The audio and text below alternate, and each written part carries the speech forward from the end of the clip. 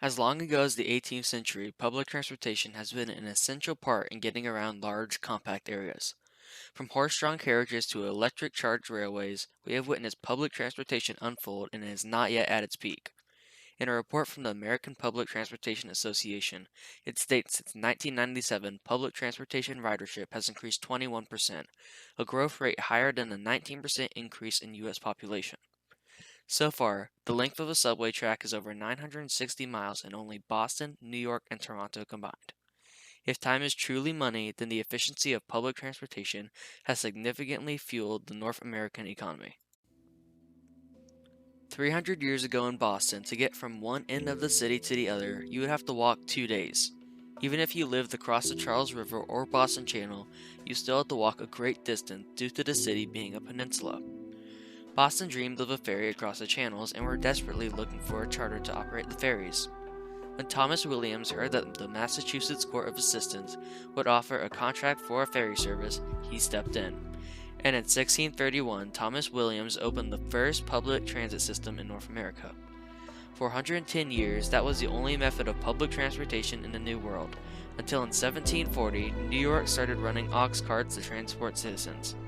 New York also created the first steam-powered ferry to transport passengers to Staten Island and Long Island in 1811.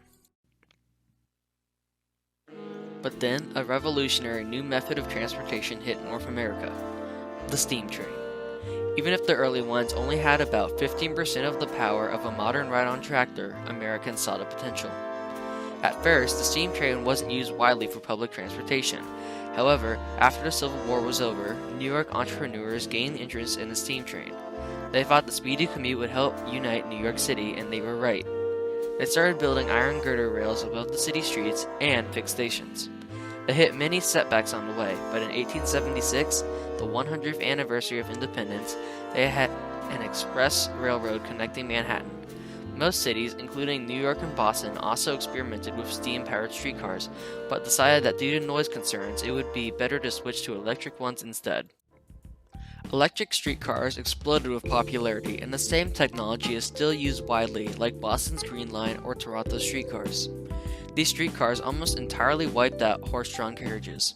By 1902, 94% of streetcar mileage was done by electric streetcars and only 1% by horse-drawn carriages.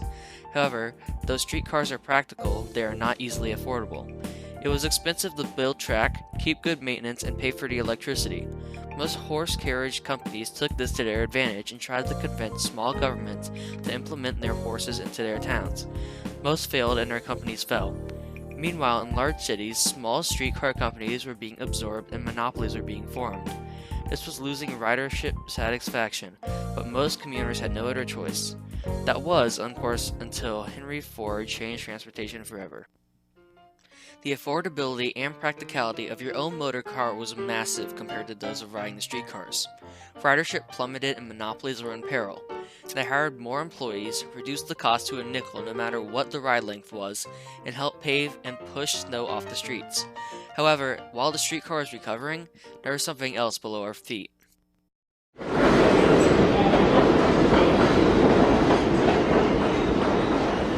On October 27, 1904, the Interborough Rapid Transit Company, also known as the IRT, opened a 9.1-mile-long subway line that stopped at City Hall, Broadway, and 26 other locations. The IRT quickly gained popularity and spread extremely fast. Just a year after it was established, it already had routes from Lower Manhattan to the Bronx.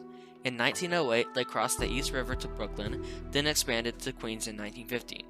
Then they derailed, because for the first time in their company's history, they had a competitor. The Brooklyn Rapid Transit Company started their own line from Manhattan to Brooklyn. It was later taken over by the Brooklyn Manhattan Transit Corporation, but it was still a large company. Back on the streets, small private bus companies were responsible for small commutes. The largest of these was the Fifth Avenue Coach Company. Believe it or not, New York was once filled with double-decker buses. These were the most popular in the Fifth Avenue Coach Company's fleet.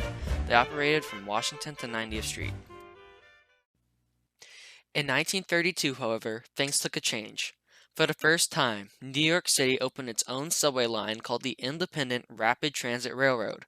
Both the IRT and BMT were angered by this, but instead of cooperating, New York bought both of them out.